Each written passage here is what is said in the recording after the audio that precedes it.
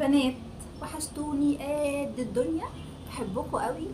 الفيديو النهارده فيديو مختلف وفيديو جديد، اول مره اعمله عندي على القناه. عايزاكم تحت في التعليقات تشجعوني جدا على الفكره دي، وتشجعوني على الافكار الجديده اللي انا بعملها لكم على طول. انا ما بشوفش ولا لايكات ولا بشوف كومنتات ولا بشوف اي حاجه. انا عايزاكم تفجروا لي الفيديو ده لايكات وكومنتات. قبل اي حاجه يا بنات ما تنسوش اللايكات والشير والسبسكرايب. اعملوا شير لاصحابكم عشان يشوفوا الفيديوهات بتاعتي يا حلوين، والقناه بتاعتنا تكبر. ما تنسوش اللايك والشير والسبسكرايب. ويلا بينا اقول لكم الفيديو عباره عن ايه. هعمل معاكم تحدي ال 200 جنيه. الفيديو النهارده كله هنصرف فيه، او اليوم بقى كله هنصرف فيه 200 جنيه بس. هنفطر، هنتغدى، هنتعشى، هنشرب مشروبات، وهناكل سناكس. كل اليوم هيكون ب 200 جنيه. لو انتوا متحمسين الفيديو ده اكتبوا لي تحت في التعليقات.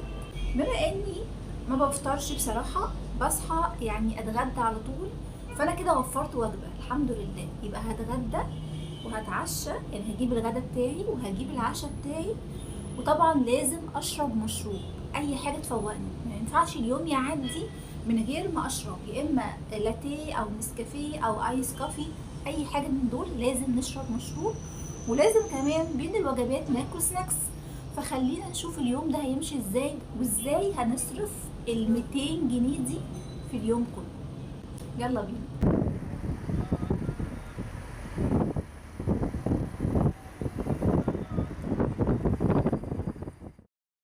طبعا طول الطريق كنت بفكر ازاي هصرف ال 200 جنيه اللي معايا دي، وازاي اصرفها بحيث ان انا اكسب التحدي وادفع مبلغ قليل جدا، بحيث ان انا اوفر كمان من 200 جنيه مبلغ حلو. فرسيت ان انا اروح اجيب ساندويتش شاورما من عند المطعم ده، واخترت الشاورما الحجم الكبير الفراخ اللي هو كان سعره 73. بس انا كنت جايبه ساندويتش لماما، فطبعا ده كان بره الحساب وبره التحدي خالص. فده كان الريسيت بتاع الساندويتشين. الحمد لله اختيار موفق. ساندوتش كان حلو وكان حجمه كبير، والحمد لله شبعت جدا. هنا كنت بوريكم الفلوس اللي باقية من ال 200 جنيه. دي 100 وبعد كده 20 وبعد كده طلعتلكوا 5 و2 جنيه. أنا يا جماعة يعني دقيقة جدا، وفي الدقة ما تلاقونيش.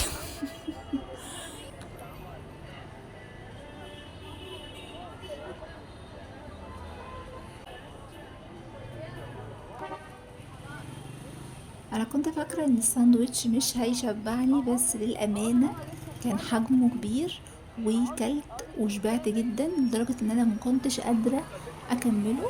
بس بصراحه خلصته، قلت برضه عشان خاطر انا مش عارفه ممكن هاكل امتى تاني، لان انا في تحدي ولازم اكمل التحدي صح. فكلت وشبعت الحمد لله. هنا بقى كنت برخم عليكم شوية، وكنت عمالة أفكر هكمل التحدي ازاي بعد ما صرفت 73 جنيه. عمالة أحسبها مع نفسي وعمالة أقول دلوقتي أنا محتاجة أشرب حاجة. فدخلت المحل اللي احنا كنا قاعدين فيه، وبصيت كده في المنيو بصة سريعة. مكنتش عايزة عصاير ولا كنت عايزة ميلك تشيك ولا الحاجات دي كلها خالص. أنا كنت عايزة أشرب نسكافيه أو لاتيه، حاجة تفوقني وحاجة سخنة، مكنتش عايزاها ساقعة. للأمانة قعدت أبص كده كتير ما لقيتش حاجات، لقيت في صفحة فيه حاجات سخنة، بس لما سألته قال لي الحاجات السخنة كلها مش موجودة النهاردة، خلصانة. فطبعا أحبطت جدا وما كنتش عارفة أعمل إيه، بس ما استسلمتش. خليكم معايا هنشوف أنا عملت إيه. أنا وقت السناكس والمشروبات. طبعا بما إني كلت لازم أشرب حاجة. طبعا انا سالت في المحل اللي كنت قاعده فيه على لاتيه او نسكافيه او كده، قال لي مفيش مشروبات سخنه. وانا بصراحه ما كنتش عايزه اشرب عصير. فدلوقتي بدور على اي حاجه تكون سعرها كويس. اكيد طبعا مش موسي ولا اكيد الحاجات دي كلها، ولا بريد ولا ريد بول ولا الكلام ده كله. ف خلينا ندور مع بعض نشوف هنشرب ايه. المهم ان انا في الاخر استسلمت وما لقيتش حاجه سخنه اشربها. كان ممكن اجيب من اي كافيه تاني حاجه سخنه، بس كانت هتبقى معديه، وكانت هتبقى معديه ال60 جنيه. فانا ما كنتش حابه بصراحه ادفع مبلغ كبير في حاجه زي كده، فجبت اللي هو الكوفي تشيك ده اللي هو بتاع مزارع دينا. ولقيت كمان النسكافيه كانوا عاملين مشروب برضو، ايس كوفي كده ساقع برضو، في واحد بالكابتشينو اللي هو اللي انا ماسكاه دلوقتي ده، وفي واحد كمان نسكافيه عادي قهوة مثلجة عادية. فبصراحة كنت مترددة اجيب ايه، بس لما رحت عملتهم عند الجهاز عشان اشوف سعرهم وكده، لقيت ان سعر النسكافيه حاجة وتلاتين، وسعر اللي هو مزارع دينا ده اللي هو الكوفي تشيك ده لقيت سعره تقريبا 24 وشوية. فطبعا اخترت الأرخص عشان نكمل التحدي على خير. شوف ده كده سعره كام؟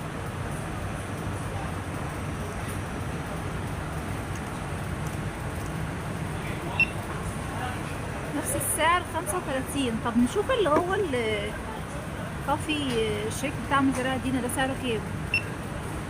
ب24. بما اني بوفر في المصاريف فطبعا هجيب ده، مش هجيب دول لان دول طبعا سعرهم تقريبا اغلى 10 جنيه.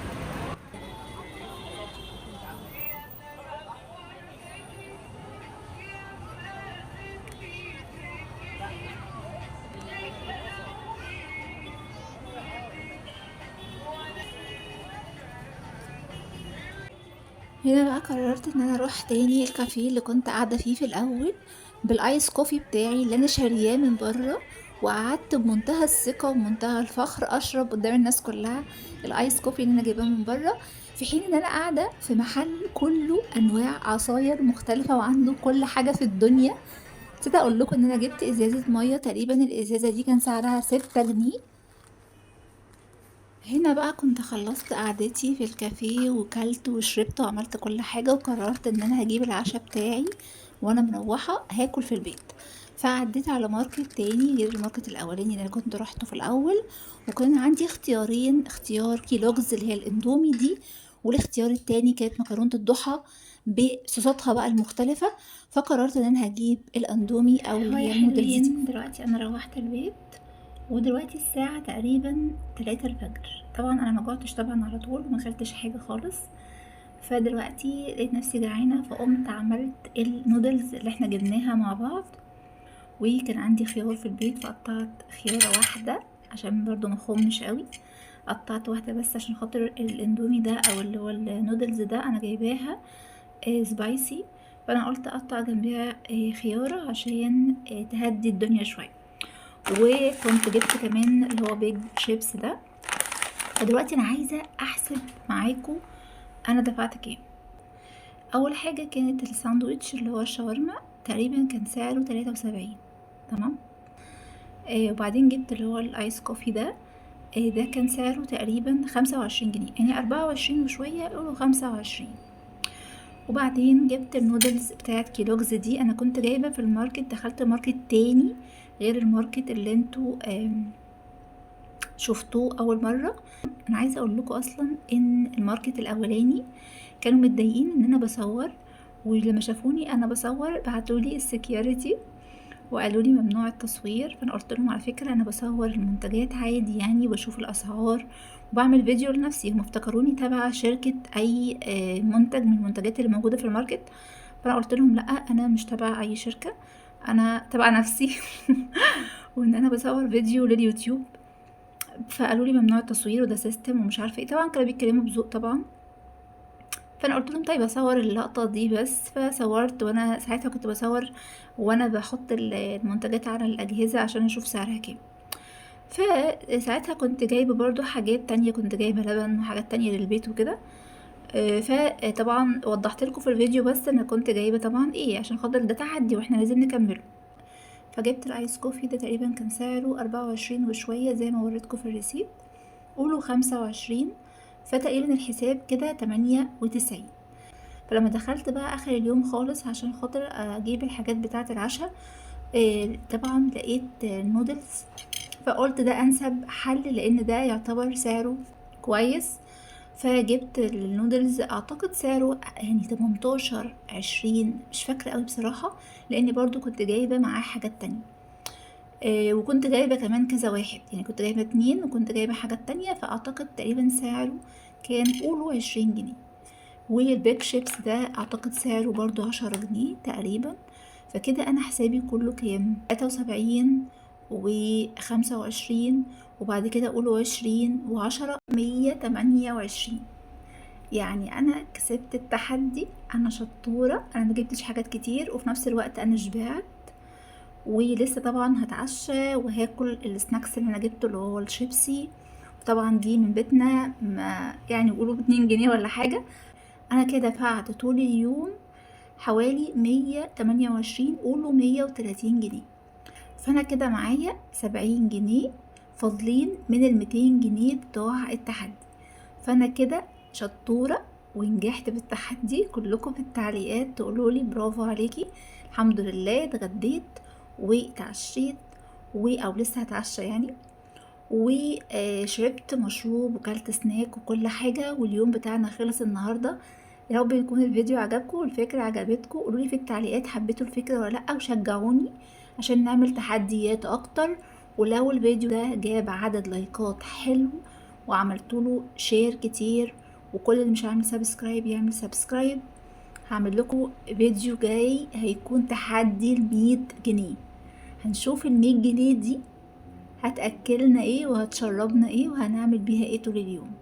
فسيبكم بقى دلوقتي واقول لكم تصبحوا على خير عشان اروح اتعشى وانام انا كمان. هستنى لايكاتكم الحلوة وسبسكرايب، ويلا اشوفكم في فيديو جديد على خير، وباي باي.